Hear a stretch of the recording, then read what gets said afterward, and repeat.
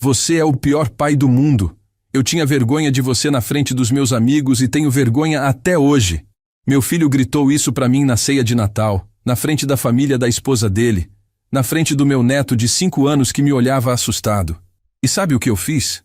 Levantei da mesa, peguei meu casaco e saí sem dizer uma palavra. Não voltei para casa naquela noite. Nem na outra. Nem na outra. Desapareci. E quando meu filho finalmente conseguiu falar comigo, já era tarde demais para ele.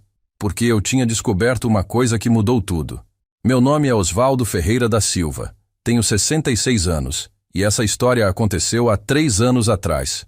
Mas eu preciso contar porque tem muita gente que passa pela mesma coisa que eu passei e fica quieto, engolindo desaforo, achando que amor de pai é aguentar humilhação. Não é. Eu sou de Juiz de Fora, Minas Gerais. Nasci e me criei no bairro Bom Pastor, filho de operário, neto de operário.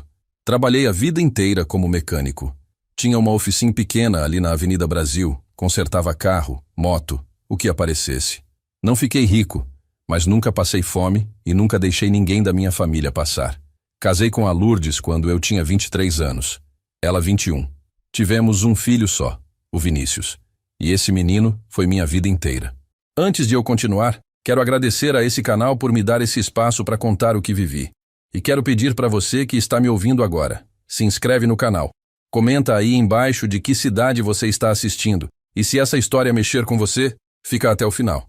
Porque o que eu vou contar não é sobre um pai que perdoa tudo e abraça o filho no final. É sobre um homem que decidiu se dar o respeito que o próprio filho não dava.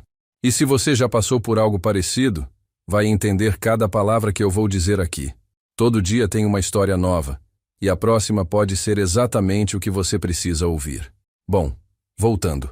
Aquele Natal de 2021 não começou ruim. Na verdade, eu estava até feliz porque fazia mais de 6 meses que eu não via meu neto, o Miguel. 6 meses. O menino tinha 5 anos e eu mal conseguia ver ele crescer. O Vinícius sempre arrumava desculpa, que estava sem tempo, que o Miguel estava doente, que tinha compromisso. Mas naquele ano ele me ligou uns dias antes do Natal e disse que ia me buscar para passar a noite na casa dele. Eu fiquei emocionado. Não vou mentir. Pensei que talvez as coisas estivessem melhorando, que meu filho estava voltando a me enxergar. Comprei presente para o Miguel, uma camisa nova para mim, até passei no barbeiro. Queria estar apresentável. Quando ele me buscou, já percebi que alguma coisa estava estranha.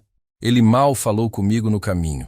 Só disse que a família da Patrícia, a esposa dele, ia estar lá também e que era para eu me comportar, como se eu fosse criança.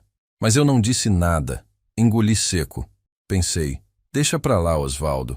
O importante é ver teu neto. Chegando lá, a casa estava cheia.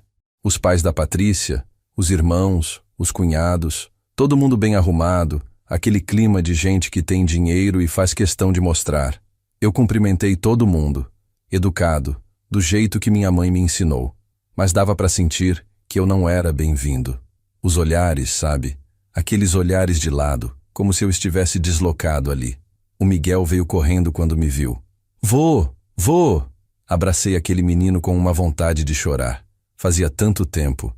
Ele tinha crescido, estava falando melhor, cheio de energia. Dei o presente para ele, um carrinho de controle remoto. Os olhos dele brilharam, mas a Patrícia logo chamou ele de volta. Miguel, vem cá, deixa o vovô descansar. Vovô. Ela nem gostava que ele me chamasse assim, eu sabia. Preferia que ele ficasse longe de mim como se eu fosse contagioso. A ceia estava bonita, bem arrumada, comida cara, vinho importado, essas coisas que gente com grana gosta de ostentar. Eu sentei num canto da mesa, quieto, comendo, ouvindo as conversas. Eles falavam de viagem, de carro novo, de investimento. Eu não entendia metade do que diziam e não me incluíam na conversa. Tudo bem, pensei. Eu não vim aqui para ser o centro das atenções, vim ver meu neto. Mas aí o pai da Patrícia, um senhor cheio de pose, olhou para mim e perguntou: E o senhor Osvaldo, ainda trabalha com mecânica? Respondi que não, que tinha me aposentado fazia uns anos, que agora só fazia uns bicos de vez em quando para não ficar parado. Ele deu uma risadinha e disse: trabalho braçal cansa mesmo, né? Bom que o Vinícius seguiu outro caminho. Senti a farpa, mas não reagi. O Vinícius desviou o olhar, como se tivesse vergonha. E foi aí que a Patrícia resolveu meter o dedo na ferida. Ela olhou para o marido e disse na frente de todo mundo: Amor, você devia contar para o seu pai sobre a promoção. Conta para ele que agora você é coordenador do setor. O Vinícius deu um sorriso sem graça e disse que tinha sido promovido, que estava ganhando bem, que as coisas estavam indo bem para ele. Eu fiquei feliz de verdade. Disse: Que bom, meu filho, você merece. Sempre soube que você ia se dar bem. Mas a Patrícia não parou por aí. Ela continuou: Pois é. E tudo isso porque ele estudou, se dedicou, não ficou preso naquela vidinha de oficina. O clima ficou pesado. Olhei para o Vinícius esperando que ele dissesse alguma coisa, que me defendesse, que colocasse a esposa no lugar. Mas ele não disse nada. Ficou calado. E foi aí que eu senti uma raiva subindo. Uma coisa que eu não sentia fazia muito tempo. Porque aquela mulher estava me humilhando. E meu filho estava deixando. Respirei fundo. Tentei me controlar. Mas a Patrícia não parou. Ela continuou falando, dizendo que era importante romper com o passado, que a gente precisa evoluir. Essas frases prontas de gente que nunca lutou por nada na vida. Aí eu não aguentei. Olhei para ela e disse, calmo, mas firme: Patrícia, com todo respeito, mas foi naquela vidinha de oficina que eu paguei a faculdade do meu filho. Foi com dinheiro sujo de graxa que ele teve roupa, comida e livro. Então, antes de falar do meu passado, lembra que foi ele que deu o futuro dele. A mesa ficou em silêncio. O rosto dela ficou vermelho. E foi aí que o Vinícius explodiu. Ele bateu a mão na mesa e gritou: Chega, pai, chega! Você sempre faz isso. Sempre fica se fazendo de vítima, jogando na cara que pagou minha faculdade, que trabalhou, que sofreu. Eu estou cansado disso, cansado. Você quer saber a verdade? Eu tinha vergonha de você quando era criança. Vergonha de chegar na escola e os moleques zoarem porque meu pai era mecânico, porque você chegava em casa sujo, fedendo a óleo. Vergonha de você aparecer nas festas da escola com aquelas roupas velhas, com aquele jeito de gente simples. E eu tenho vergonha até hoje. Você é o pior pai do mundo porque nunca entendeu que eu não queria ser igual a você. O Miguel começou a chorar. A mesa inteira ficou parada, em choque. Eu olhei para o meu filho, aquele homem de 31 anos que eu criei praticamente sozinho, e não vi mais nada nele que eu reconhecesse. Levantei devagar, peguei meu casaco que estava na cadeira e disse só uma coisa: Tá bom, filho, você não precisa mais ter vergonha de mim. E saí. Não olhei para trás. Não esperei ninguém me chamar. Saí daquela casa, andei até o ponto de ônibus, mesmo sendo Natal, mesmo sendo noite. Esperei meia hora até passar um ônibus. Cheguei em casa, já passava da meia-noite. Entrei, tranquei a porta e fiquei ali sentado no escuro da sala, sozinho. E comecei a pensar. Pensar em tudo que eu tinha feito por aquele menino e em tudo que eu nunca tinha contado para ele. Porque tem coisas que a gente guarda, sabe? Coisas que a gente acha que não precisa falar, porque o amor já deveria ser suficiente para explicar. Mas naquela noite, sozinho, eu percebi que tinha guardado demais. E que talvez fosse hora de meu filho saber de algumas verdades que ele nunca quis ouvir. No dia seguinte, acordei cedo. Fiz uma mala pequena e saí de casa. Não avisei ninguém. Desliguei o celular. Desapareci. E foi durante esses dias que eu descobri uma coisa que mudou tudo. Mas isso eu vou contar no próximo pedaço dessa história. O Vinícius me buscou às 7 em ponto. Entrei no carro dele, um sedã prata, cheiroso, limpo. Cumprimentei. Ele respondeu seco. No caminho inteiro, silêncio. Eu tentei puxar conversa. E o Miguel, como está? Ele disse. Bem, só isso. Bem. Perguntei do trabalho, ele disse que estava corrido. Perguntei da Patrícia, ele disse que estava tudo certo. Respostas curtas, olho na estrada, como se eu fosse um passageiro qualquer e não o pai dele. Chegamos no condomínio, subimos para o apartamento. A porta se abriu e tinha gente demais. Os pais da Patrícia, os irmãos, cunhados, sobrinhos, todo mundo arrumado, aquele clima de festa de revista. Cumprimentei todos, educado, apertando mão, sorrindo, mas dava para sentir que eu não era bem-vindo. Os olhares. Aquela avaliação rápida, de cima a baixo, que gente com dinheiro faz quando vê gente simples. Meu terno estava limpo, passado, mas era velho. Meu sapato tinha gasto na sola. Eu sabia que eles estavam vendo isso. O Miguel apareceu correndo. Vovô, vovô! Meu coração encheu. Abracei aquele menino como se fosse a última vez. Ele estava maior, falando melhor, cheio de energia. Dei o presente que eu tinha levado. Um carrinho de controle remoto que eu comprei numa loja do centro. Os olhinhos dele brilharam, mas a Patrícia logo chamou. Miguel, vem cá, deixa o vovô respirar. E levou ele embora. Fiquei ali, parado, sozinho no meio da sala. A mesa estava bonita demais. Toalha branca, pratos combinando, taças de cristal, vela no centro, comida cara, tender, farofa gourmet, saladas que eu nem sabia o nome, vinhos importados. Sentei onde me indicaram, numa ponta da mesa, longe dos noivos. O pai da Patrícia sentou na cabeceira, como se fosse o dono da festa. O Vinícius do lado dele.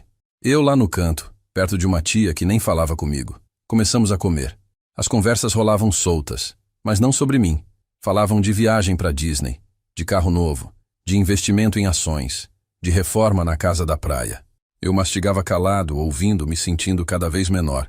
Até que o pai da Patrícia olhou para mim e perguntou: E o senhor, Osvaldo, ainda trabalha na mecânica? Respondi que não, que tinha me aposentado, que agora só fazia uns bicos quando aparecia. Ele deu uma risadinha e disse: trabalho braçal cansa mesmo, né? Ainda bem que o Vinícius não seguiu esse caminho. Senti a farpa. Olhei para o meu filho esperando que ele dissesse alguma coisa. Nada.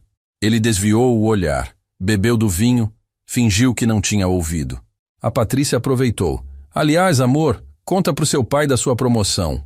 O Vinícius deu um sorriso sem graça e disse que tinha virado coordenador do setor, que estava ganhando bem, que as coisas estavam boas. Eu fiquei feliz de verdade. Que orgulho, meu filho. Você merece. Mas ela continuou. E tudo porque ele estudou, se dedicou, não ficou preso naquela vidinha de oficina, né? Aquilo doeu. Doeu fundo, porque aquela mulher estava cuspindo na minha cara, na frente de todo mundo, e meu filho estava deixando. Respirei fundo, tentei engolir, mas ela não parou. Continuou falando sobre evoluir, sobre deixar o passado para trás, sobre construir uma vida melhor, como se minha vida tivesse sido um erro, como se eu tivesse sido um fardo. Aí eu não aguentei. Olhei para ela e disse calmo: Patrícia, com todo respeito, mas foi naquela vidinha de oficina que eu paguei a faculdade do meu filho. Foi com dinheiro sujo de graxa que ele teve roupa, comida, livro. Então, antes de falar do meu passado, lembra que foi ele que construiu o futuro dele. A mesa ficou em silêncio. O rosto dela ficou vermelho. E foi aí que o Vinícius explodiu. Bateu a mão na mesa. Os copos tremeram. Chega, pai! Chega dessa palhaçada! Ele se levantou, apontando o dedo para mim. Você sempre faz isso. Sempre joga na nossa cara que trabalhou, que pagou faculdade, que se sacrificou. Eu estou cansado de ouvir isso. Cansado. Fiquei parado, olhando para ele. O Miguel começou a chorar no colo da mãe. E o Vinícius continuou, a voz cada vez mais alta. Quer saber a verdade? Eu tinha vergonha de você quando era criança. Vergonha de você aparecer na escola com aquelas roupas velhas com cheiro de graxa. Vergonha dos moleques zoarem porque meu pai era mecânico. E eu tenho vergonha até hoje. Vergonha de você ser quem você é. Ele respirou fundo e soltou a frase final. Você é o pior pai do mundo, porque você nunca entendeu que eu não queria ser igual a você. Ficou tudo parado. O Miguel chorando, a família da Patrícia olhando para mim como se eu fosse culpado de alguma coisa. E eu, ali, sentado, sentindo cada palavra entrar como faca. Mas sabe o que eu fiz? Não gritei de volta. Não chorei. Não implorei. Levantei devagar, peguei meu casaco na cadeira e disse só uma coisa. Tá bom, filho. Não precisa mais ter vergonha de mim. E saí. Saí sem olhar para trás, sem esperar desculpa, sem esperar que alguém me chamasse. Desci no elevador sozinho, atravessei o portão do condomínio, andei até o ponto de ônibus. Era noite de Natal, mas para mim era noite de funeral. O funeral de uma ilusão que eu tinha guardado durante anos. A ilusão de que meu filho ainda me amava. Esperei meia hora até passar um ônibus. Cheguei em casa quase meia-noite. Entrei, tranquei a porta, sentei no sofá velho que o Vinícius tinha nojo e fiquei ali no escuro. E foi naquele silêncio que eu comecei a pensar. Pensar em tudo que eu tinha feito, em tudo que eu tinha guardado, em tudo que ele nunca soube. No dia seguinte, acordei com uma decisão tomada. Arrumei uma mala pequena, peguei alguns documentos que eu guardava numa gaveta trancada e saí de casa. Desliguei o celular. Não avisei ninguém.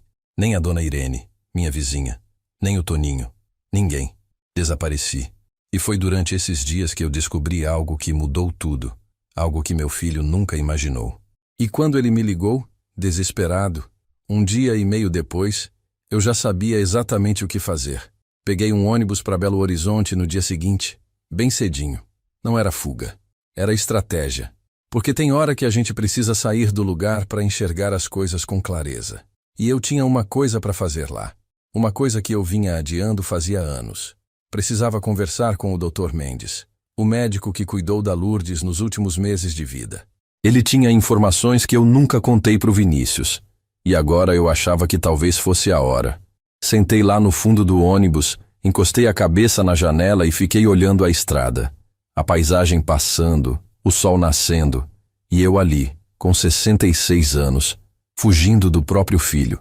Ou melhor, me afastando dele antes que ele me destruísse por completo. Porque tem uma hora que a gente precisa escolher. Ou se preserva, ou se deixa ser pisoteado até virar pó. E eu tinha sido pisoteado demais. Antes de continuar, quero pedir para você que está me acompanhando. Se inscreve no canal, comenta aí de que cidade você está assistindo e fica até o final dessa história.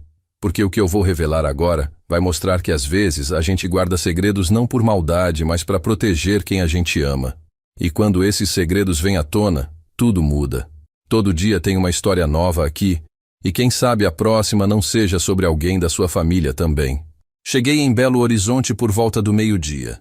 O Dr. Mendes tinha se mudado para lá depois que se aposentou, uns 2 anos atrás.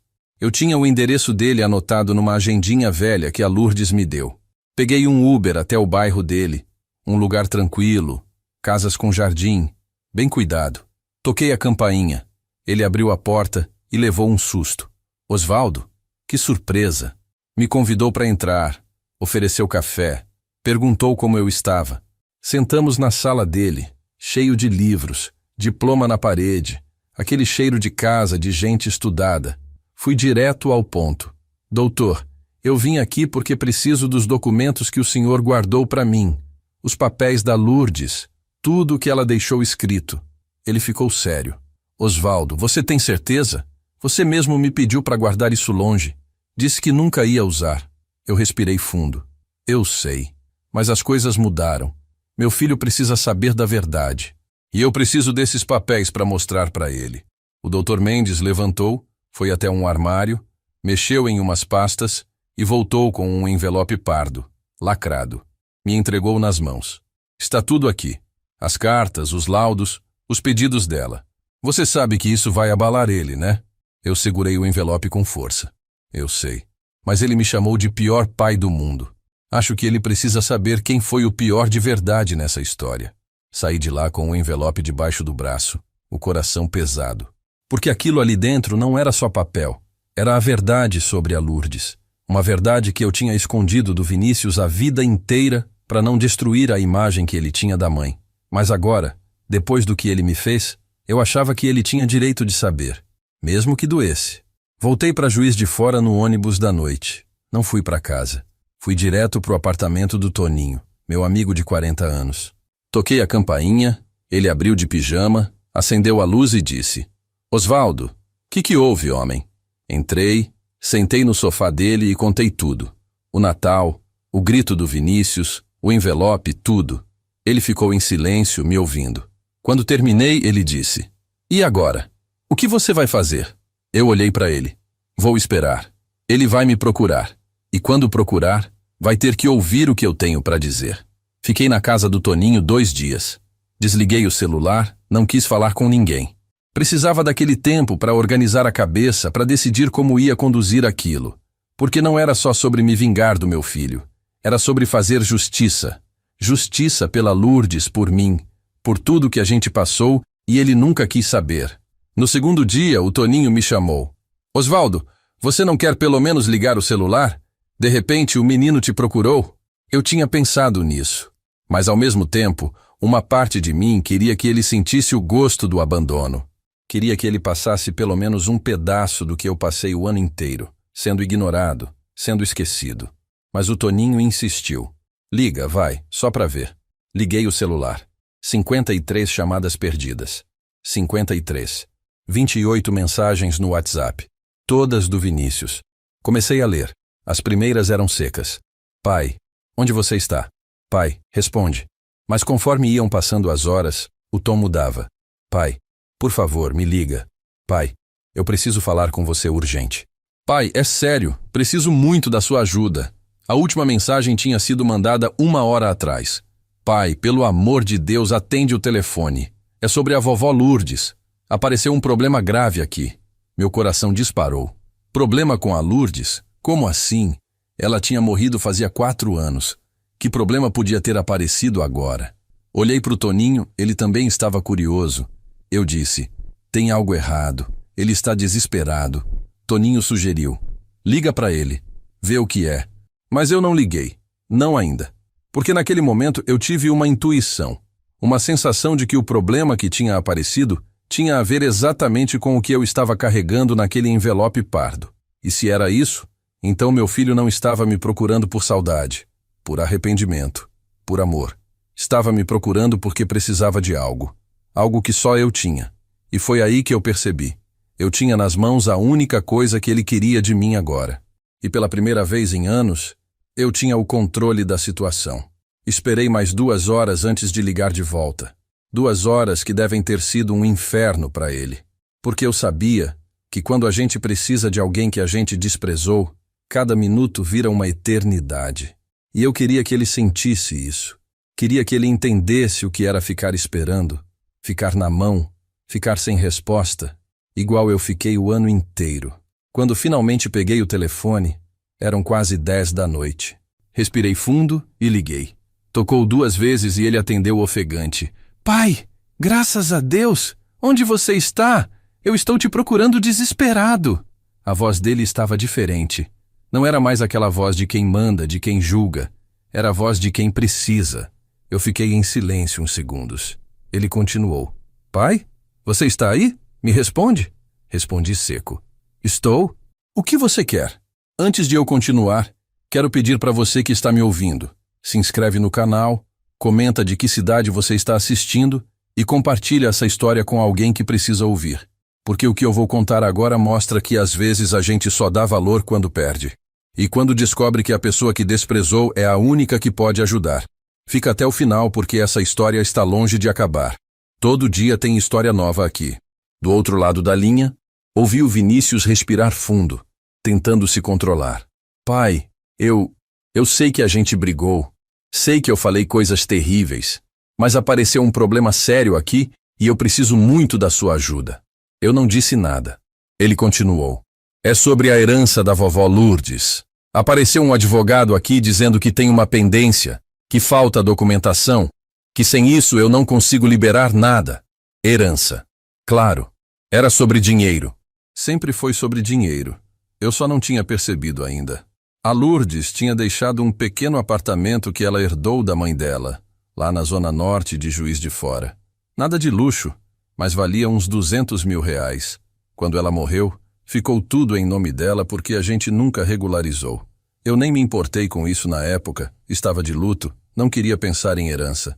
Mas pelo visto, o Vinícius estava interessado. E agora tinha algum problema. Perguntei ainda seco. Que documentação? Ele gaguejou. É que o advogado disse que precisa de um documento que comprova que você e a mãe estavam juntos quando ela comprou o apartamento. E tem uma carta também. Uma carta que ela deixou no cartório junto com o testamento, mas que só pode ser aberta com autorização sua. O advogado disse que sem essas coisas, o processo de inventário não anda. Aí eu entendi tudo. O envelope que eu tinha ido buscar em Belo Horizonte não era só sobre a verdade da Lourdes. Tinha documentos do apartamento também.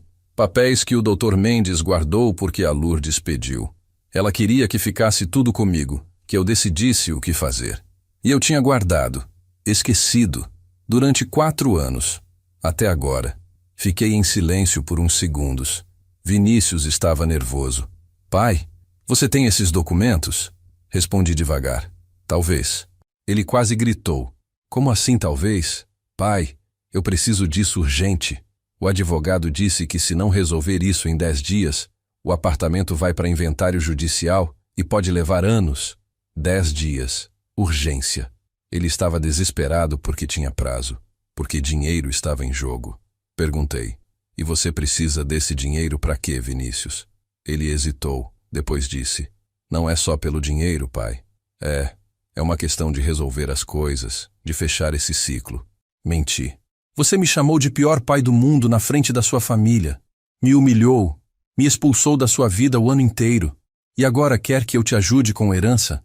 Ele ficou quieto. Depois disse com a voz mais baixa. Eu sei que eu errei, pai. Sei que falei coisas horríveis. Mas eu preciso desses documentos. Por favor, por favor. Ele tinha dito por favor. Fazia anos que eu não ouvia isso da boca dele. Mas não era um pedido de filho arrependido. Era um pedido de quem precisa de algo. Eu disse, vou pensar. Ele quase surtou. Pensar? Pai, não tem tempo para pensar. Eu preciso disso até o fim da semana. Falei mais firme. Eu disse que vou pensar. E quando eu decidir, eu te aviso. Ia desligar quando ele falou rápido. Pai, espera. Onde você está? Volta para casa. A gente conversa com calma. Resolve isso juntos. Eu quase ri. Juntos. Agora éramos uma equipe de repente. Respondi. Não vou voltar para casa agora. E quando voltar, você vai ter que me ouvir. Tudo o que eu tenho para falar. Sobre sua mãe. Sobre mim. Sobre tudo que você nunca quis saber. Se não tiver pronto para ouvir, então não precisa dos documentos. Ele ficou desesperado. Pai, eu ouço. Eu ouço tudo o que você quiser falar. Só me dá esses papéis, por favor. Mas eu já conhecia meu filho. Sabia que se eu desse os documentos antes, ele ia sumir de novo. Ia pegar o que precisava e me deixar falando sozinho. Então eu disse, amanhã eu volto para casa. Você vai até lá, sozinho, sem a Patrícia, sem ninguém. E a gente conversa. Se depois da conversa você ainda quiser os documentos, a gente vê. Ele tentou argumentar, mas eu desliguei. Fiquei ali parado, segurando o telefone, o coração batendo acelerado. O Toninho, que tinha ouvido tudo, disse, você foi duro com ele. Eu olhei para o meu amigo. Ele foi duro comigo primeiro. A diferença é que quando ele me machucou, foi de graça. Quando eu estou machucando ele agora, é para ele aprender. Toninho balançou a cabeça. E você vai dar os documentos para ele? Eu peguei o envelope pardo que estava na mesa. Vou. Mas só depois que ele ouvir a verdade. A verdade toda. Sobre o que a mãe dele passou. Sobre o que eu passei. Sobre quem realmente foi o pior pai dessa história. Porque não fui eu. Naquela noite dormi pouco. Fiquei pensando em como ia contar tudo para o Vinícius. Como ia abrir aquele envelope na frente dele e mostrar as cartas que a Lourdes escreveu. As cartas que ela nunca quis que ele lesse, mas que agora eu achava necessário, porque meu filho precisava saber que nem tudo que brilha é ouro, e que às vezes a gente idolatra quem não merece, e despreza quem deu a vida por você. Voltei para casa no dia seguinte, de manhã cedo. Limpei a casa, fiz café, separei o envelope pardo na mesa da sala. Sentei no sofá e esperei. O Vinícius disse que ia chegar às 10. 10 horas em ponto, a campainha tocou. Abri a porta. Ele estava diferente. Olheiras fundas, roupa amassada, cara de quem não dormiu. Entrou sem me abraçar, sem dizer bom dia direito. Olhou direto para o envelope em cima da mesa. É esse? Ele perguntou, já dando um passo na direção. Eu bloqueei o caminho. Senta primeiro. Ele bufou, impaciente, mas sentou na ponta do sofá, mexendo no celular nervoso. Eu sentei na poltrona em frente, de frente para ele. Ficamos alguns segundos em silêncio. Ele quebrou. Pai, olha, eu sei que você quer conversar, tudo bem. Mas eu tenho pouco tempo. O advogado está me esperando às 2 da tarde com esses documentos. Então, se você puder... Eu levantei a mão, cortando ele. Você vai ter tempo, porque o que eu tenho para te contar não é rápido. E se você não tiver paciência de ouvir, pode ir embora agora e esquecer a herança. Ele fechou a cara, mas ficou quieto. Eu continuei. Você me chamou de pior pai do mundo. Disse que tinha vergonha de mim. Disse que nunca estive presente. Então, antes de eu te entregar qualquer coisa, você vai ouvir quem eu realmente fui. E quem sua mãe realmente foi. Antes de continuar essa história, quero pedir para você que está acompanhando. Se inscreve no canal, Deixa seu comentário dizendo de onde você está nos assistindo e compartilha com alguém que precisa ouvir isso. Porque tem verdades que a gente esconde a vida inteira para proteger quem ama, mas chega uma hora que essas verdades precisam vir à tona. Fica até o final, porque o que vem agora vai mudar tudo. Todo dia tem história nova aqui. O Vinícius cruzou os braços, impaciente, mas estava me ouvindo. Comecei. Você sabe que sua mãe teve depressão pós-parto quando você nasceu? Ele franziu a testa. Sei. Ela me contou isso uma vez. Disse que foi difícil no começo, mas que passou. Eu balancei a cabeça devagar. Não passou, Vinícius. Ela mentiu para você. Ele ficou tenso. Como assim mentiu? Eu respirei fundo. Sua mãe não teve uma depressão simples. Ela teve uma depressão severa, com psicose pós-parto. Nos primeiros 6 meses da sua vida, ela não conseguiu cuidar de você. Não conseguiu nem te tocar. A expressão dele mudou. Como assim não conseguiu me tocar? Eu senti um aperto no peito, mas continuei. Quando você nasceu, ela entrou em crise. Não conseguia amamentar, não conseguia trocar fralda, não conseguia segurar você sem entrar em pânico. Os médicos disseram que era grave, que ela precisava de internação. E foi o que aconteceu. Ela ficou internada 6 meses numa clínica psiquiátrica. O Vinícius ficou branco. 6 meses? Minha mãe ficou internada 6 meses? Eu confirmei com a cabeça. Quem cuidou de você fui eu, sozinho. Eu te dava mamadeira de madrugada, trocava fralda, te ninava quando você chorava. Eu trabalhava de dia na oficina, voltava de noite, fazia tudo sozinho, porque sua mãe não estava lá. Ele passou a mão no rosto, incrédulo. Por que ninguém nunca me contou isso? Eu respondi. Porque sua mãe pediu. Quando ela saiu da clínica, ela estava melhor, mas nunca voltou a ser a mesma. Ela tinha vergonha, culpa. Me fez prometer que você nunca ia saber, que a gente ia criar você como se nada tivesse acontecido. E eu prometi, porque eu amava ela. E porque eu achava que você não precisava carregar esse peso. Vinícius estava em choque. Mas ela sempre foi tão carinhosa comigo, sempre me abraçava, sempre estava presente. Eu interrompi, firme, porque eu ensinei ela, porque eu ajudei ela, porque durante anos eu segurei a mão dela para que ela conseguisse ser mãe. Ela nunca esteve sozinha nessa. Eu sempre estive ali, segurando tudo. Ele ficou quieto, processando. Eu continuei. Você cresceu achando que sua mãe era perfeita, e talvez ela tenha sido uma boa mãe depois. Mas nos primeiros anos, quem segurou tudo fui eu. Quem cuidou de você quando ela não conseguia fui eu. Quem trabalhou dobrado para pagar clínica, médico, remédio, tudo, fui eu. Vinícius levantou, nervoso, andando pela sala. Tá, eu entendi, pai. Você quer que eu reconheça que você fez muito. Tudo bem, reconheço. Você foi um bom pai naquela época. Mas isso não apaga o fato de que você foi ausente depois, quando eu era adolescente. Quando eu levantei também, firme. Ausente? Eu trabalhava 12 horas por dia para que vocês dois tivessem o que comer. Enquanto sua mãe ficava em casa, eu estava na oficina, sujo de graxa, quebrando as costas. E sabe por que eu não estava em casa de noite? Porque eu fazia bico extra para juntar dinheiro para o seu futuro, para o seu estudo, para você não precisar trabalhar igual eu trabalhei. Ele virou P. Ramin, a voz alterada. Mas eu preferia ter tido você perto do que ter tido dinheiro. Eu queria um pai que conversasse comigo, que fosse nos meus jogos, que... Eu cortei, apontando o dedo. Eu fui em todo jogo de futebol que você teve na escola até os 15 anos. Todos. Você não lembra porque não quer lembrar. E eu tentei conversar com você milhares de vezes, mas você me respondia com monossílabos, com desprezo, com indiferença. Você se afastou de mim, Vinícius. Não fui eu. Ele ficou, em silêncio, abalado. Eu respirei fundo, tentando me acalmar. E então, soltei a bomba. E tem mais uma coisa que você precisa saber. Sua faculdade. Você acha que eu paguei com o quê? Ele deu de ombros. Com o dinheiro da oficina, não? Eu soltei uma risada amarga.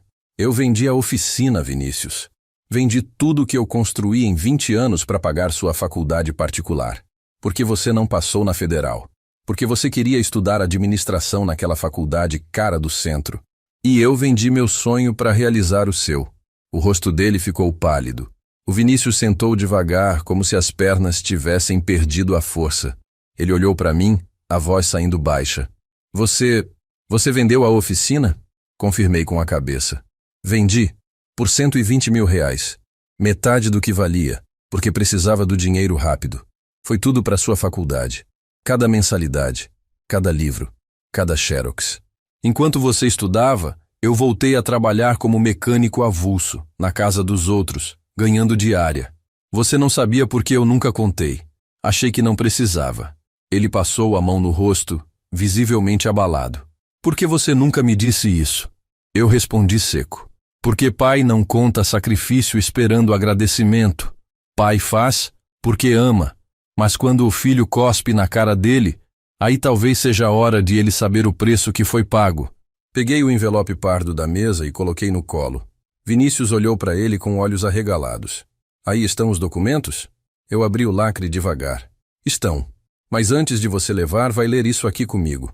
Tirei de dentro 3 cartas manuscritas. Papel amarelado pelo tempo, letra da Lourdes. Ele reconheceu na hora. É a letra da mãe. Antes de eu continuar, quero fazer um pedido. Se você está acompanhando essa história, se inscreve no canal, comenta de que cidade você está e fica até o final. Porque o que eu vou mostrar agora é a prova de que às vezes a gente ama uma memória, não a pessoa de verdade. E quando a verdade aparece, dói. Mas é necessário. Todo dia tem história nova aqui. Entreguei a primeira carta para ele. Lê. Vinícius pegou o papel com mão trêmula e começou a ler em voz baixa. Era uma carta que a Lourdes tinha escrito para o Dr. Mendes 2 meses antes de morrer. Nela, ela falava sobre a culpa que carregava, sobre como nunca tinha conseguido ser a mãe que queria. E então, vinha um trecho que eu sabia que ia destroçar meu filho. Eu sei que o Vinícius me ama. Mas ele me ama porque eu construí uma imagem para ele. Uma imagem de mãe perfeita, presente, carinhosa. Ele não sabe que quem realmente cuidou dele foi o Osvaldo. Ele não sabe das noites que eu passava trancada no quarto, chorando, enquanto o pai dele ninava nosso bebê. Eu tenho medo que um dia ele descubra e me odeie. A voz do Vinícius tremeu ao ler. Quando terminou, ele ficou parado, segurando o papel. Mãe escreveu isso? Eu confirmei. Escreveu. 2 meses antes de morrer. Ela estava em terapia, tentando fazer as pazes com o passado. E isso era parte do processo. Entreguei a segunda carta. Agora lê essa. Ele hesitou, mas pegou. Essa carta era mais recente, de 1 mês antes da morte dela. E era ainda mais pesada. A Lourdes escrevia sobre o Vinícius adulto, sobre como ele tinha se tornado distante, arrogante. Dizia: meu filho está se afastando da gente. Acho que ele tem vergonha das nossas origens. Ontem ele disse que não ia me levar na formatura dele porque a festa era para pouca gente. Eu sei que ele está mentindo. Ele não quer que os amigos vejam de onde ele veio. E o Osvaldo não fala nada. Engole tudo, como sempre. Eu tenho medo que meu filho se transforme num homem sem gratidão. E se isso acontecer, vai ser culpa minha, por ter mimado ele demais, por ter compensado minha ausência nos primeiros anos com excesso nos anos seguintes. O Vinícius largou a carta na mesa, a mão tremendo. Eu não sabia que ela pensava isso de mim. Eu peguei a carta de volta. Ela pensava. E ela tinha razão. Você se transformou exatamente no que ela tinha medo. Num homem sem gratidão. Ele levantou alterado. Pai, para! Chega! Eu entendi, tá bom? Eu fui um filho ruim, eu fui ingrato, eu errei. Mas isso não muda o fato de que eu preciso desses documentos agora. Eu fiquei sentado, calmo. Precisa pra quê, Vinícius? Pra que você quer tanto esse apartamento? Ele hesitou, desviou o olhar. Já te disse, para fechar o inventário, para resolver a situação. Eu insisti. Não, me diz a verdade. Para que você quer o dinheiro? Ele bufou, impaciente, e então soltou. Porque eu estou endividado, pai. Está satisfeito? Eu estou com dívida de quase R$ 200.000. Cartão de crédito, empréstimo, financiamento de carro. A Patrícia não sabe economizar, vive comprando coisa cara, viagem, roupa, e eu não consegui segurar. Estão ameaçando executar meu nome. E esse apartamento da mãe é a única saída que eu tenho para não perder tudo. Aí estava, a verdade crua. Ele não estava desesperado por saudade. Estava desesperado por dinheiro. Olhei para ele, meu filho de 31 anos, bem vestido, bem penteado, morando em condomínio chique, dirigindo carro importado, mas afundado em dívidas. E senti uma mistura de pena e raiva. Eu disse devagar: você me humilhou na frente da sua família porque tinha vergonha de mim. Vergonha de eu ser mecânico, de eu ser pobre, de eu não ter o seu padrão. Mas olha para você agora, endividado, dependendo do apartamento que sua mãe comprou com o dinheiro que a avó dela deixou. Dependendo de mim para te salvar. Quem é o fracassado agora? Ele fechou os olhos, a vergonha estampada no rosto. Eu continuei: eu vou te dar os documentos, mas com uma condição. Ele abriu os olhos, esperançoso. Qual? Eu levantei, peguei o envelope e olhei firme para ele. Você vai pagar sua dívida com esse dinheiro. Vai cortar o supérfluo da sua vida. E vai trazer meu neto aqui todo sábado para passar o dia comigo. Todo sábado, Vinícius. Sem falta. Se você concordar, os documentos são seus. Ele ficou em silêncio, processando. Então perguntou: e se eu não concordar? Eu dei um sorriso sem alegria. Aí você vai para o inventário judicial. E vai demorar anos. E sua dívida vai te engolir antes disso. Ele sabia que não tinha escolha. Vinícius ficou me encarando por uns bons 10 segundos. Dava para ver a batalha acontecendo dentro dele. O orgulho contra a necessidade. A vergonha contra o desespero. Ele respirou fundo e disse, quase engasgando nas palavras: tá bom, eu aceito. Todo sábado. Mas só até eu resolver minha situação financeira. Eu balancei a cabeça. Não, não é até você resolver nada. É para sempre. Enquanto eu estiver vivo e enquanto esse menino quiser vir. Essa é a condição. Ou pega ou larga. Ele apertou os punhos, visivelmente contrariado, mas não tinha saída. Tá bom, para sempre. Peguei os documentos, separei o que ele precisava e entreguei. Ele agarrou aquilo como se fosse ouro. Olhou para mim, sem saber o que dizer, e saiu. Naquela semana, ele não me ligou. Não mandou mensagem. Nada. Mas no sábado seguinte, às 10 da manhã, a campainha tocou. Abri a porta e lá estava o Miguel, segurando a mão do pai, de mochilinha nas costas, olhando curioso para dentro da casa. Vinícius estava com cara fechada. Vim trazer ele. Venho buscar às 5. Nem entrou. Empurrou o menino para dentro e foi embora. Fiquei ali parado, olhando para o meu neto. Ele me olhava com aqueles olhos grandes, meio com medo, meio curioso. Me abaixei na altura dele e disse: Oi, campeão, lembra de mim? Ele fez que sim com a cabeça, tímido. Sou seu avô. Vamos passar o dia juntos, tá bom? Ele concordou, ainda quieto. Antes de continuar, quero pedir: se você está gostando dessa história, se inscreve no canal, comenta de onde você está nos assistindo e compartilha com alguém. Porque essa história é sobre reconquistar o que foi tirado de você. É sobre impor respeito. E sobre como às vezes a gente precisa forçar o amor para ele voltar a existir. Todo dia tem história nova aqui, não esquece. Os primeiros sábados foram estranhos. O Miguel era educado, mas distante. Ficava quieto no sofá, mexendo no tablet que a mãe tinha mandado. Eu tentava conversar, oferecia brinquedo, comida, mas ele só respondia com sim ou não. Eu percebia que ele tinha sido orientado a ficar ali, cumprir o tempo e ir embora, como se fosse uma obrigação chata. Mas eu não desisti. No terceiro sábado, desliguei o Wi-Fi. Ele ficou desesperado. Vô, a internet caiu. Eu fingi surpresa. Caiu? Que pena. Acho que vai demorar para voltar. Mas sabe o que a gente pode fazer? Vem cá. Levei ele para o quintal. Tinha um carrinho velho de madeira que eu tinha feito há anos, quando o Vinícius era criança. Dei para ele. Isso aqui era do seu pai. Agora é seu. Os olhos dele brilharam. Começou a brincar, empurrando o carrinho pelo quintal, rindo. E pela primeira vez, eu vi aquele menino soltar a guarda. A partir dali, os sábados mudaram.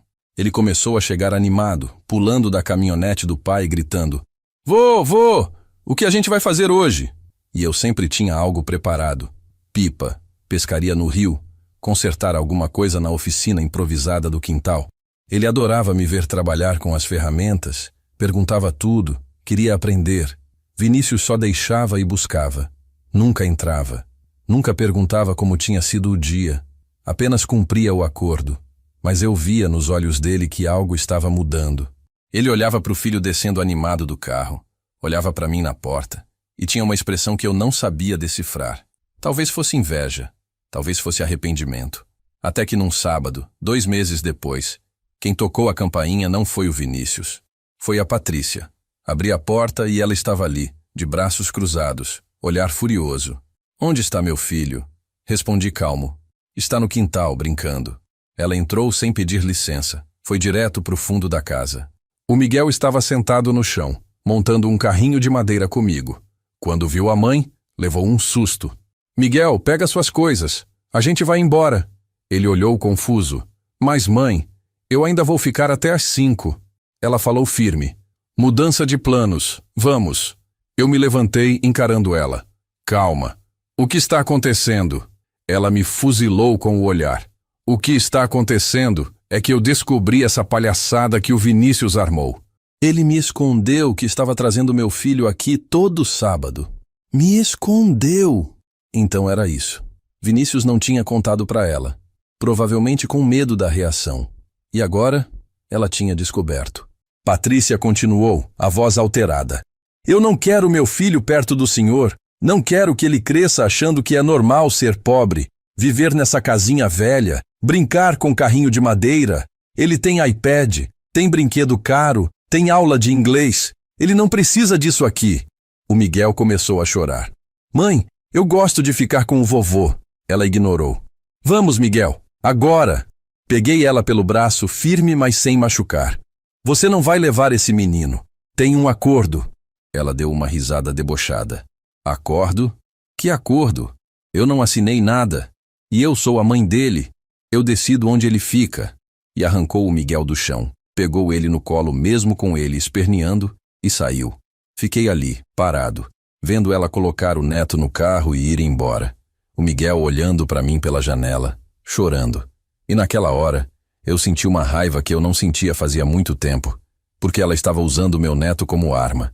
E isso eu não ia deixar passar. No mesmo dia, 2 horas depois, eu estava na porta do apartamento deles.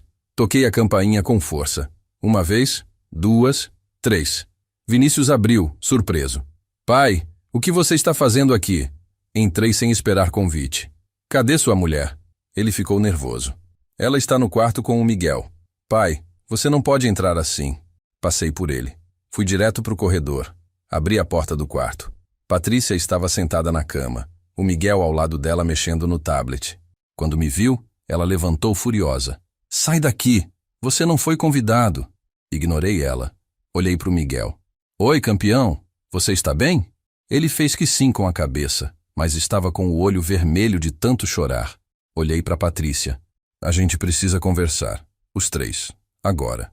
Vinícius chegou atrás de mim, aflito. Pai, pelo amor de Deus, não faz escândalo. Eu me virei para ele. Escândalo? Sua mulher arrancou meu neto da minha casa chorando, me desrespeitou, quebrou o acordo e você quer que eu não faça escândalo? Senta. Todo mundo. Agora. O tom da minha voz não deixou espaço para negociação. Vinícius pediu para o Miguel ir para o quarto dele brincar. O menino saiu, olhando para trás preocupado. Sentamos na sala, eu numa poltrona, os 2 no sofá. Patrícia estava com os braços cruzados, o queixo empinado. Eu comecei. Vocês 2 vão me ouvir. E vão ouvir até o fim. Antes de continuar essa história, quero pedir mais uma vez. Se inscreve no canal, comenta de onde você está assistindo e compartilha isso com alguém. Porque o que vem agora é sobre impor respeito, sobre não aceitar ser pisoteado e sobre como às vezes a gente precisa ser duro para ser justo. Fica até o final, falta pouco. Todo dia tem história nova aqui. Olhei direto para Patrícia. Você acha que é melhor que eu porque tem dinheiro? Porque estudou em escola particular? Porque mora em condomínio chique? Mas deixa eu te contar uma coisa. Você e o Vinícius estão afundados em dívida. 200 mil reais. Eu sei porque ele me contou. Sabe como eu sei que vocês estão falidos? Porque gente com dinheiro de verdade não precisa ficar mostrando.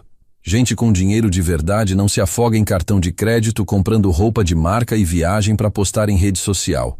O rosto dela ficou vermelho. Vinícius abaixou a cabeça. Continuei. Vocês estão vivendo de aparência. E pior, estão criando aquele menino para viver de aparência também. Para achar que carrinho de madeira é coisa de pobre, que brincar no quintal é vergonhoso, que avô mecânico é motivo de esconder. Mas sabe o que é vergonhoso de verdade? É criar um filho sem caráter. É ensinar ele a desprezar quem realmente ama ele. Patrícia se levantou, apontando o dedo para mim. Quem você pensa que é para vir na minha casa e me falar assim? Eu levantei também, firme. Eu sou o avô daquele menino. Sou o homem que pagou a faculdade do seu marido vendendo tudo o que tinha. Sou o homem que criou ele quando a mãe dele não conseguia. E sou o homem que vai processar você na justiça se não deixar eu ver meu neto. Ela deu uma risada falsa. Processar? Com que dinheiro? O senhor mal tem para comer. Eu dei um sorriso calmo. Eu tenho um amigo advogado. Ele me deve favores. E ele já me disse que alienação parental é crime. Que impedir avô de ver neto sem motivo justo é alienação. E que eu tenho todas as provas que preciso. As mensagens do Vinícius pedindo socorro, o acordo que fizemos, a testemunha da vizinha que viu você arrancar o Miguel da minha casa. Quer mesmo arriscar? Ela ficou branca. Olhou para o Vinícius esperando apoio. Mas ele estava calado, olhando para o chão. Eu continuei. E tem mais. Se vocês continuarem com essa palhaçada, eu vou fazer questão de contar para todo mundo da sua família, Patrícia, que o apartamento que vocês vão vender para pagar dívida é herança da minha falecida esposa. Que vocês estão falidos. Que essa vida de luxo que vocês ostentam é mentira. Quer mesmo que eu faça isso? Vinícius finalmente falou, a voz tremendo. Pai, para, por favor. Eu olhei para ele. Parar? Eu fiquei calado a vida inteira. Engoli desaforo, engoli desrespeito, engoli abandono. Mas mexer com meu neto, isso eu não vou engolir. Você escolhe agora, Vinícius. Ou você bota a ordem na sua casa e cumpre o acordo, ou eu vou para cima com tudo que eu tenho. Patrícia olhou para o marido furiosa. Você vai deixar ele te ameaçar assim? Vinícius levantou, passou a mão no rosto, visivelmente dividido. Andou até a janela, ficou olhando para fora. Depois se virou e disse, a voz firme pela primeira vez. Chega, Patrícia. Meu pai tem razão. Ela arregalou os olhos. O quê? Ele repetiu mais alto. Ele tem razão. A gente está errado. Eu estou errado. Eu tratei meu pai como lixo a vida inteira. E ele nunca me abandonou. Ele vendeu tudo por mim. E eu joguei isso na cara dele como se não valesse nada. Patrícia tentou argumentar, mas ele cortou. Não! Acabou. Meu filho vai continuar vendo o avô dele, todo sábado. E você vai respeitar isso, porque se não respeitar, quem vai embora dessa casa sou eu. Com o Miguel. Ela ficou em choque. Você está me ameaçando?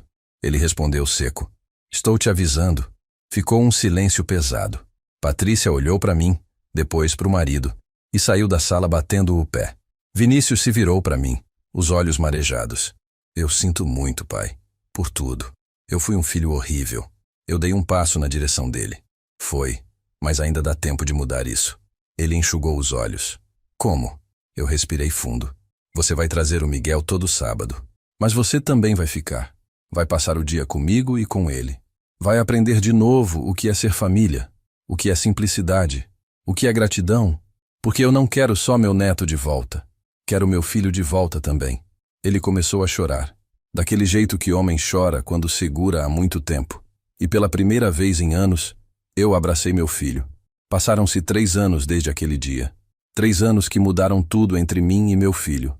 Não vou mentir dizendo que virou um conto de fadas, porque não virou. A Patrícia ainda me olha torto quando me vê, ainda faz comentários ácidos de vez em quando, ainda tenta convencer o Vinícius a pular algum sábado. Mas ela perdeu a guerra, porque meu filho aprendeu a dizer não, aprendeu a impor limites e aprendeu finalmente a dar valor. Todo sábado, sem falta, ele chega aqui às 9 da manhã com o Miguel. E fica o dia inteiro. No começo era forçado. Dava para ver que ele estava ali por obrigação, por culpa. Mas com o tempo, foi amolecendo. Foi lembrando de quem ele era antes de virar refém de aparências. A gente conserta coisas juntos na oficina improvisada do quintal. Eu ensino pro Miguel. Ele reaprendeu. A gente faz almoço juntos, comida simples, arroz, feijão, bife. E a gente conversa. Conversa de verdade, sem pressa, sem celular na mão. O Miguel está com 8 anos agora. Me chama de vô, me abraça apertado toda vez que chega. Conta tudo pra mim. Escola, amigos, sonhos. Ele diz que quando crescer, quer ser mecânico igual a mim. A Patrícia quase teve um treco quando ouviu, mas o Vinícius não deixou ela falar nada. E isso, pra mim, vale mais que qualquer pedido de desculpa. Porque eu não queria um filho que se ajoelhasse na minha frente pedindo perdão chorando. Eu queria um filho que mudasse, que virasse homem de verdade. E foi o que aconteceu. Ele pagou as dívidas com o dinheiro do apartamento da Lourdes, cortou os gastos supérfluos, botou a esposa no devido lugar. Ainda moram no condomínio, ainda têm uma vida confortável, mas agora é uma vida honesta, sem mentira, sem ostentação vazia. Antes de eu terminar essa história, quero te fazer um pedido do fundo do coração. Se inscreve no canal, comenta de onde você está assistindo e compartilha isso com alguém que precisa ouvir. Porque essa história não é só minha. É de todo pai, toda mãe, todo avô que já foi esquecido, desprezado, humilhado pelos próprios filhos. E que precisa saber que respeito se impõe, que amor se reconquista, que nunca é tarde para dar a volta por cima. E se essa história tocou você, comenta aí embaixo contando sua experiência. Porque você não está sozinho nessa. Tem uma coisa que eu aprendi nesses 3 anos. Aprendi que a gente não pode viver de memória. Eu passei muito tempo achando que só porque eu tinha dado tudo pro Vinícius quando ele era criança, ele me devia alguma coisa. Mas filho não nasce devendo. A gente cria eles porque quer, porque ama, não porque está fazendo um investimento esperando retorno. Mas ao mesmo tempo eu aprendi que a gente também não pode aceitar desrespeito. Que amor não é capacho. Que pai e mãe merecem dignidade, merecem consideração, merecem estar presente na vida dos netos. E eu aprendi que às vezes, para reconquistar tudo isso, a gente precisa desaparecer, precisa sumir, precisa fazer o outro sentir o gosto da sua ausência. Porque enquanto você está ali, disponível, aguentando tudo calado, o outro nunca vai dar valor. Só quando você some, só quando você mostra que tem limites, é que o outro acorda. Quando meu filho gritou que eu era o pior pai do mundo, eu podia ter ficado ali, chorando, implorando, me humilhando. Mas eu escolhi sair, escolhi sumir, escolhi me dar o respeito que ele não estava me dando. E foi isso que mudou tudo. Porque quando ele precisou de mim, e eu não estava lá, ele entendeu. Entendeu o vazio que ele tinha criado. Entendeu o buraco que a ausência de um pai deixa. Hoje, quando a gente está ali no quintal, os 3, eu, o Vinícius e o Miguel, consertando um carrinho, sujando a mão de graxa, rindo de bobeira, eu olho para o meu filho e vejo o menino que ele foi. Aquele menino que eu ninava de madrugada, que eu levava para a escola, que eu ensinava a andar de bicicleta, e vejo também o homem que ele se tornou. Um homem que errou, que se perdeu, mas que está tentando voltar. E isso para mim é mais do que suficiente. Outro dia o Miguel me perguntou: Vô, por que meu pai ficou tanto tempo sem vir aqui? Olhei para o Vinícius. Ele estava tenso, esperando minha resposta. Eu respirei fundo e disse: porque às vezes, Miguel, a gente se perde no caminho. A gente esquece do que é importante. Mas o que importa não é o tempo que a gente ficou perdido. É ter coragem de voltar. O Vinícius enxugou o olho disfarçado. E o Miguel deu de ombros e voltou a brincar. Não sei quanto tempo eu ainda tenho nessa terra. Tenho 69 anos agora. O corpo já não é mais o mesmo. As dores aparecem. O cansaço vem mais rápido. Mas eu vou te dizer uma coisa. Eu estou em paz. Estou em paz porque reconquistei minha dignidade. Porque meu neto me conhece de verdade. Porque meu filho voltou, não por obrigação, mas porque quis. Ou melhor, porque aprendeu o que precisava. E se você está passando por algo parecido, se tem um filho que te abandonou, um neto que não te conhece, uma família que te esqueceu, eu quero te dizer, não aceite. Não fique aí, quieto, engolindo. Imponha respeito. Some se for preciso. Mostre que você tem valor. Porque se você não se valorizar, ninguém vai valorizar. E se no final eles não voltarem, pelo menos você vai ter a sua dignidade. E dignidade, meu amigo, ninguém tira da gente. Essa foi minha história. A história de um velho mecânico de Juiz de Fora que foi chamado de pior pai do mundo e que, em vez de abaixar a cabeça, levantou ela e lutou pelo respeito que merecia. E conseguiu. Se essa história mexeu com você, comenta aí. Isso já aconteceu com você? Você já se sentiu esquecido pela própria família? O que você fez? Quero saber. E se você conhece alguém passando por isso, manda esse vídeo para a pessoa. Porque às vezes, a gente só precisa saber que não está sozinho, que tem outras pessoas lutando a mesma luta, e que no final, justiça emocional existe. Basta ter coragem de buscar ela. Fica com Deus. E lembra, respeito não se pede, se impõe.